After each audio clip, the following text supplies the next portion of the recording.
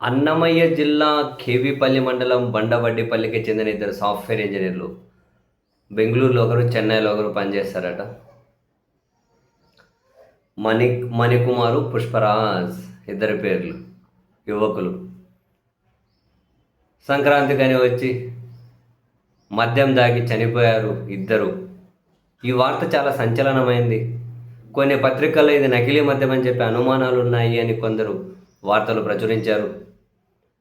వాళ్ళు 13 టిన్ బడ్వైజర్ బీర్లు, టిన్ బీర్లు కొనుక్కొని మరో ముగ్గురు స్నేహితులతో 5 మంది కలిసి ఊరి బయట ఎక్కడో మందు తాగుతూ ఉన్నారు. తాగిన కొద్దిసేపటికి వీళ్ళు పడిపోయారు అని, ఆసుపత్రికి తరలించలోపే చనిపోయారు అని, నకిలీ మద్యం కారణం కావచ్చు అని, ప్రతి 3 సీసాల్లో ఒక సీసా నకిలీది వస్తుంది, పెద్ద పెద్ద బ్రాండ్ల పేరుతో స్టిక్కర్ తగిలించి వస్తూ ఉన్నాయని పత్రికల్లో వార్తలు కొన్ని రోజుల నుంచి వస్తున్నాయి. వీళ్ళిద్దరు చనిపోయిన తర్వాత అటువంటి వార్తలు వచ్చాయి.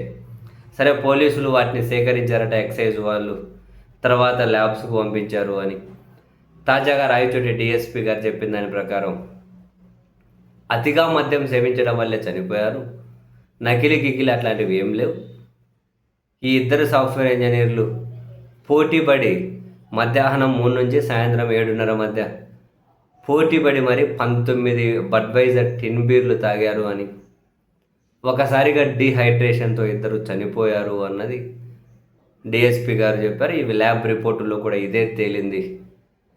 అతిగా మద్యం సేవించడమే కారణం అని చెప్పి ల్యాబ్ రిపోర్టుల్లో కూడా వచ్చింది అని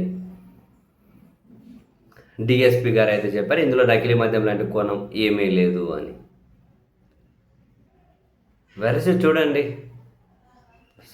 పండగ సెలబ్రేషన్స్ కోసం అని చెప్పి వచ్చారు. సరదాగా ఫ్రెండ్స్తో మందు కొట్టాము అంటే వాళ్ళ సరదాని ఎందుకు కాదని అని చెప్పి ఎవరైనా అంటే ఒక స్టేజ్ వరకు ఓకేనేమో. ఇంత మందు కాంపిటీషన్ ఏంటి, పోటీ పడి తాగాల్సిన అవసరం ఏంటి? ఎవరైనా జనరల్గా ఒక అతను 26 ఏళ్ళంట, ఇంకొక అతనికి 32 ఏళ్ళంట. యువకులు సాఫ్ట్వేర్ ఉద్యోగాలు చేస్తున్నారు. వాళ్ళ కుటుంబాలు ఎంత ఆధారపడి ఉంటాయి. కీలక స్టేజ్లో వాళ్ళు ఈ విధంగా అవ్వడం చాలా బాధాకరమే. కానీ అటువంటి పిచ్చి చేష్టలేంటి? పోటీపడి మందు తాగడం ఏంటి? అంతంత తాగడం ఎందుకు? అది ఇటువంటివి కంట్రోల్ చేసుకోవాలి. ఇంత విచ్చలవిడిగా తాగేటప్పుడు కుటుంబాలు గుర్తుకు రావా?